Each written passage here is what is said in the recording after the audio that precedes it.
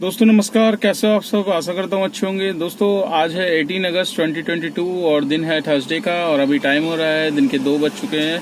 मैं अभी आ चुका हूँ यहाँ पर मयूर विहार के पास में हूँ। वसुंधरा एनक्लेव पे लास्ट ड्रॉप हुआ था मेरा दोस्तों।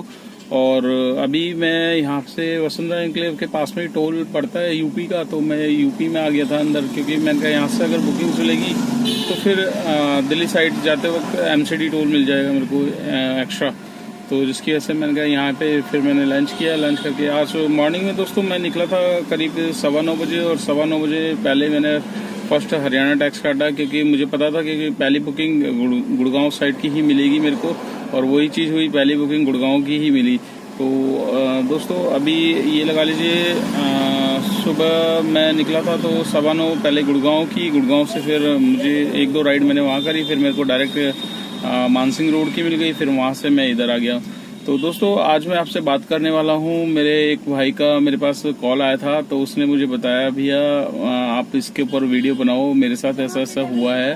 तो क्या हुआ है वो सारी चीज़ें मैं आपको बताऊंगा वीडियो के माध्यम से। तो दोस्तों वीडियो को स्टार्ट कर लेते हैं। सबसे पहले अगर आप चैनल पे नए हो तो चैनल को सब्सक्राइब कर लेना, वीडियो अच्छी लगे तो लाइक ज़रूर करना और दोस्तों के साथ शेयर ज़रूर करना। दोस्तों जिस भाई का मेरे पास कॉल आया उसने मेरे को बताया कि भैया मेरे साथ मतलब 1-2 दिन पहले एक राइडर बैठे थे, तो उन्होंने उसकी मतलब 684 रुपये की पेमेंट थी वो मार ली। तो क्या हुआ था उसके साथ, क्या था, ये बदरपुर मेट्रो स्टेशन से ओला में पिकअप आया था इसका भाई का। तो मतलब जाना इसने यहाँ था, ये आपका पालम के फ्लाईओवर के नीचे नसीरपुर पड़ता है।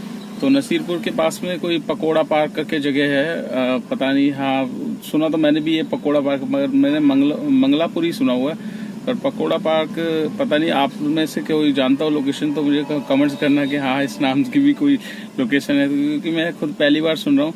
तो उसने बताया कि भैया मेरे को मेट्रो स्टेशन से पिकअप आया था, तो वहाँ से फिर उस बंदे को मैं लेकर मतलब बंदा था बिहार साइड का है वो, उसकी आवाज़ से कह रहा लग रहा था बिहार साइड का था। तो उसने बोला मतलब वहाँ पर लेकर गया पकोड़ा पार्क में, किसी गली में घुसा दी उसने गाड़ी।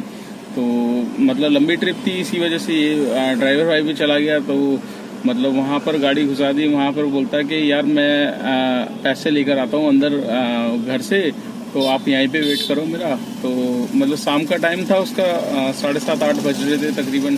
तो बंदा, अब मोस्टली हम लोग भी यकीन कर लेते हैं कि चलो कोई नहीं यार, बंदा राइडर तो दे ही देगा पैसे। अब वो जाके किस गली में, मतलब उसमें गलियां होंगी या इधर उधर आगे घर में कहीं छुप गया होगा।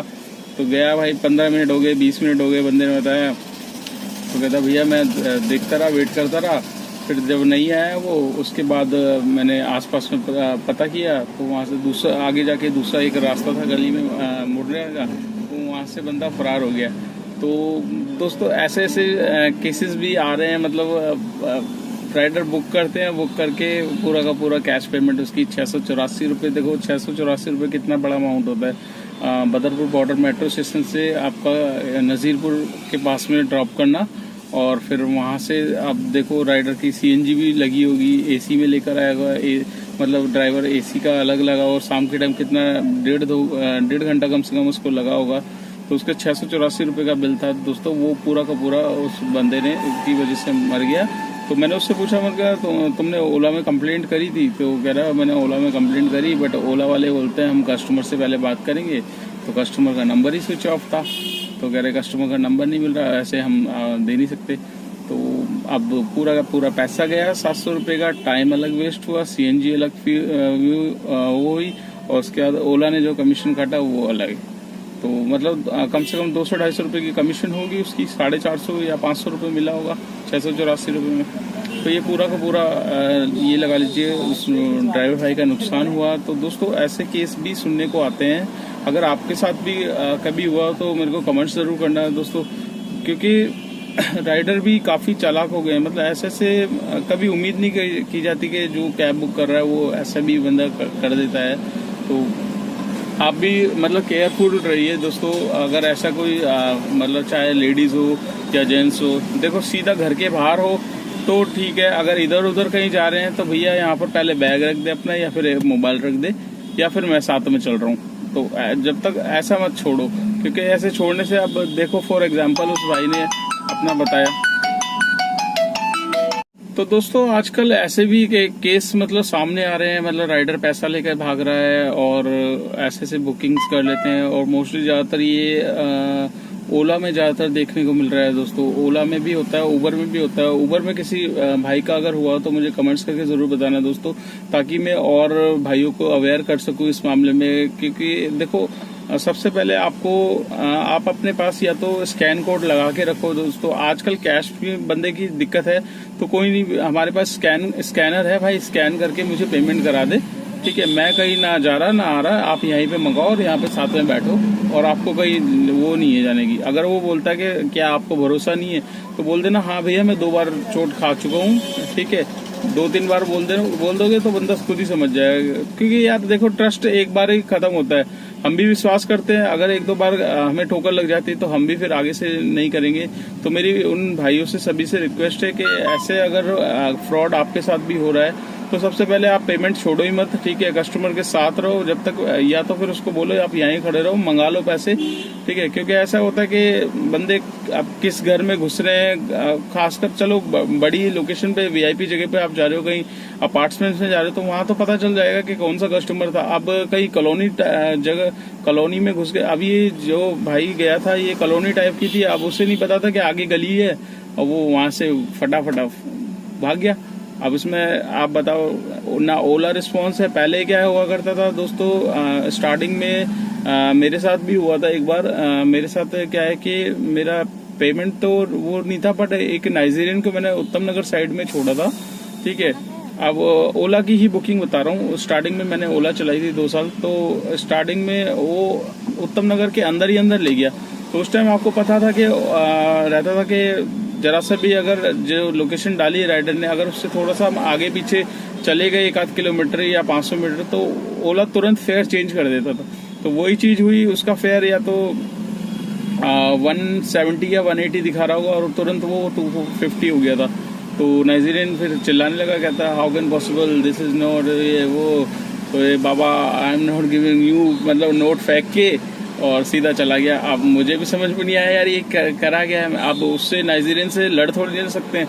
अब आप सोचो, वो बीच उसमें एक तो उत्तम नगर के अंदर गलियों में ले जाते हैं, रहते ऐसे ऐसे कोने पे हैं ये लोग, तो बड़ा दिक्कत होती है। और फिर फॉरेनर है, इनके साथ अगर आप बहस करो तो उल्टी आपकी कंप्लेंट हो जाती है।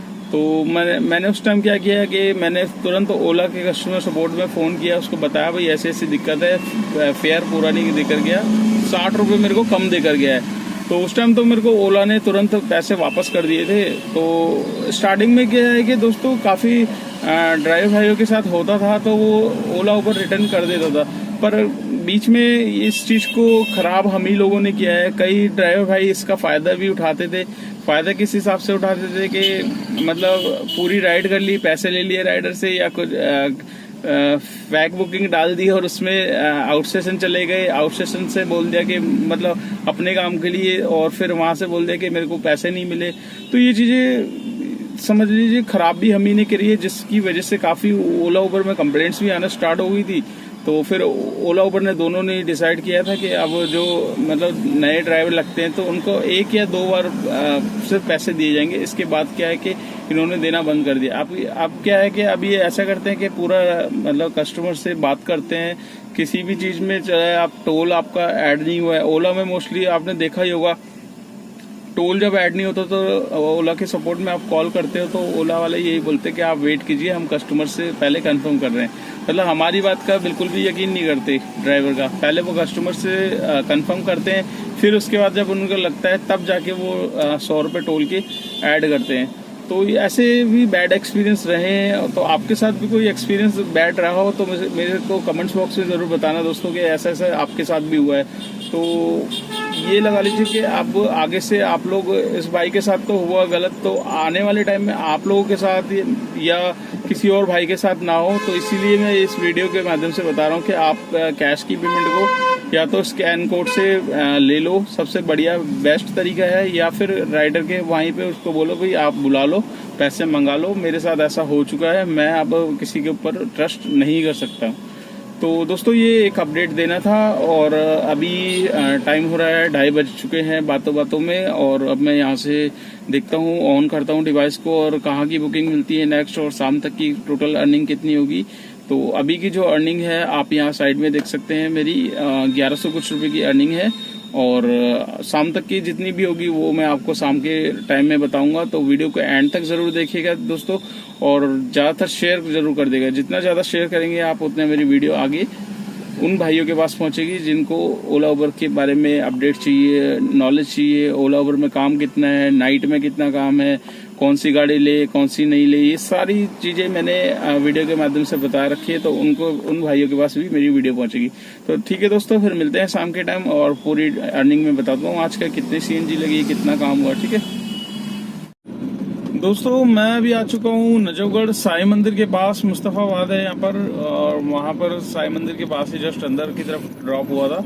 और ये पिकअप में लाया था लाजपत नगर मेट्रो स्टेशन से। मतलब वहीं से मैंने गोम की राइड लगाई थी, तो वैसे ही तुरंत ही इधर की नजफगढ़ की आ गई। तो मैं वैसे नजफगढ़ लेता नहीं हूँ क्योंकि वहाँ यहाँ पर जाम की वजह से और फिर काफ़ी अंदर हो जाता है। तो टाइम था मेरे पास, तो मैं सोचा यार ले लेता हूँ, क्योंकि ऊबर में डालो इधर उधर पहुँचाएगा, उससे बड़े घर से मतलब 3 किलोमीटर की दूरी पे है, 3-3.5 किलोमीटर की दूरी पे। तो मतलब इस वजह से मैंने ट्रिप ले ली है। और बिल भी अच्छा खासा मिल गया था इसमें। 596 रुपये का बिल बना था कस्टमर का, तो 436 रुपये मेरे को कस्टमर की उसमें मिले हैं। तो दोस्तों आज जाम थोड़ा सा लग रहा है द्वारका मोड़ साइड में, क्योंकि कल है जन्माष्टमी, जिसकी वजह से अभी लोग खरीदारी कर रहे हैं। तो मार्केट में बहुत ज़्यादा भीड़ चल रही है। तो अभी द्वारका मोड़ साइड से मैं निकलूँगा तो वहाँ पर थोड़ा सा ट्रैफिक मिलेगा। तो दोस्तों आज का मेरा काम जो है आप दिखा देता हूँ मैं, यहाँ पर साइड में आप देख सकते हैं। आज का मेरा काम 2208 रुपये का है टोटल। और इसमें जो सीएनजी मेरी लगी है, सुबह मेरी 550 रुपये की डली थी, और आज मैंने अभी आते वक्त फिल कराई थी सीएनजी 515 रुपये की। तो जिसमें 550 की तो पूरी ख़त्म हो गई और 150 रुपये की और लग चुकी है अभी। तो अभी मेरे पास मतलब ये लगा लो 350 की सीएनजी पड़ी है, और टोटल 700 रुपये की कंज्यूम हो गई है। तो 2208 रुपये में आप 700 रुपये माइनस कर लो, 1508 आज की नेट इनकम है। टोल टैक्स है दोस्तों, टोल टैक्स मेरे को मिला है एमसीडी के ये लगा लो, एक गुड़गांव गया था, गुड़गांव का मिल गया था, और फिर वहाँ से यूपी साइड चला गया था। तो 3 टोल यूपी साइड के हैं एमसीडी के, एक गुड़गांव का है, 4 एमसीडी के टोल है, तो वो एक हरियाणा का हो जाएगा। तो टोल को तो दोस्तों अर्निंग में इंक्लूड करता नहीं हूँ टोल। हालांकि मेरा एक हफ्ते से 10-12 दिन से जा नहीं रहा था, तो आज थोड़ा सा कवर अप हो गया है। तो अभी और दोस्तों मेरा जो एक कन्फ्यूज़न था, एक भाई ने मेरे को कमेंट्स करके बताया कि मतलब भैया आपका अगर टैक्स एक्सपायर है तो आप मतलब जो डेली आप काट रहे हो 100 रुपये का टैक्स, वो इनवैलिड माना जाएगा। तो दोस्तों आप लोग जो भी भाई मेरा ड्राइवर भाई सुन रहा हो, जिसको नॉलेज हो, तो वो प्लीज़ बताना ज़रूर कि मतलब ये क्या जैसे हमारा जो काउंटर साइन एक्सपायर है, अगर हम 100 रुपये का टैक्स काट के जाते हैं हरियाणा में, तो वो इनवैलिड माना जाएगा या वैलिड माना जाएगा? क्योंकि इसके ऊपर बहुत कन्फ्यूज़न हो गई है। क्योंकि उस भाई ने मेरे को बताया कि मतलब ऐसा इनवैलिड माना जाएगा, तो एक बार आप कंफर्म कर लेना। तो जो भी भाई इस लाइन में हो, जो ऊबर चलाता हो, जो डेली जाता हो, उसको पता हो, तो मेरे हिसाब से तो शायद वो सही कह रहा है। 70% मुझे ध्यान आ रहा है कि ठीक है, क्योंकि उसकी बात का कि काउंटर साइन अगर आपके एक्सपायर है तो आप 100 रुपये का टैक्स भर के नहीं जा सकते। अगर आरटी ऑफिसर ने पकड़ लिया तो वो इनवैलिड होगा। तो अभी क्या है कि आज मेरी बात हुई थी बुराड़ी में, जिस भाई से मैं काम करवा रहा था, तो उसने बताया कि मतलब उसका जो लेटर था एनसीआर लेटर, वो बन गया है आज फाइनली। बट क्या है कि जो जिस बंदे जो रहता था इस तरफ द्वारका मतलब ये ककरोला साइड में, जिससे मुझे लेना था, वो आजकल छुट्टियों पे चल रहा है। तो अब मुझे स्पेशल जाना पड़ेगा। आज तो मेरा बुराड़ी चक्कर लगा नहीं, तो कल है जन्माष्टमी, और वैसे भी मैं अगर ले भी लेता तो अब मंडे से पहले मैं टैक्स भर नहीं सकता, क्योंकि कल है जन्माष्टमी, परसों सैटरडे संडे बंद रहेगा, तो मंडे को ही हरियाणा जाना पड़ेगा। तो अब कल देखता हूँ, कल अगर बुराड़ी चक्कर लगा तो दोस्तों फिर वहाँ से एनसीआर परमिट लेटर, जो एनसीआर का लेटर है, वो उठाऊंगा उससे भाई से, और फिर उसके बाद मंडे से मतलब अब 1-2 दिन दोस्तों आप थोड़ी सी कन्फ्यूजन है, इसको क्लियर करना अगर मतलब आप बता दोगे कमेंट्स करके तो मैं हो सकता है हरियाणा जाऊं, टैक्स काटूं दोबारा। अगर ऐसा कुछ सीन है कि मतलब अगर टैक्स इनवैलिड होगा, अगर मैं डेली का 100 रुपये का काटता हूँ और काउंटर साइन एक्सपायर है मेरे, तो वो अगर इनवैलिड होगा तो फिर मेरा जाना मतलब वही है, फिर अपना नुकसान करना, क्योंकि आरटीओ ऑफिसर आपको पता ही है वो पकड़ेगा, सीधा गाड़ी बंद कर देगा, 15-20 हज़ार का चालान कर देगा। तो इतना कुछ बेनिफिट नहीं होगा जितना नुकसान हो जाएगा। ठीक है दोस्तों, तो कमेंट्स करके प्लीज़ ज़रूर बताना जिस भाई को पता हो कि मतलब काउंटर साइन एक्सपायर होने के बाद अगर हम डेली के हिसाब से टैक्स भर के जा सकते हैं हरियाणा में कि नहीं जा सकते। तो दोस्तों आज का ब्लॉग आपको कैसा लगा कमेंट ज़रूर करना। चैनल पे फर्स्ट टाइम हो तो चैनल को सब्सक्राइब कर लेना, दोस्तों के साथ शेयर करना मत भूलिएगा, और जिससे मेरी लेटेस्ट वीडियो का अपडेशन आपको जल्द से जल्द मिलेगा। जितनी ज़्यादा आप शेयर करोगे उतना मेरी वीडियो आगे भाइयों के पास पहुँचेगी। तो मिलते हैं कल नेक्स्ट डे नेक्स्ट टर्निंग पे। Till then bye.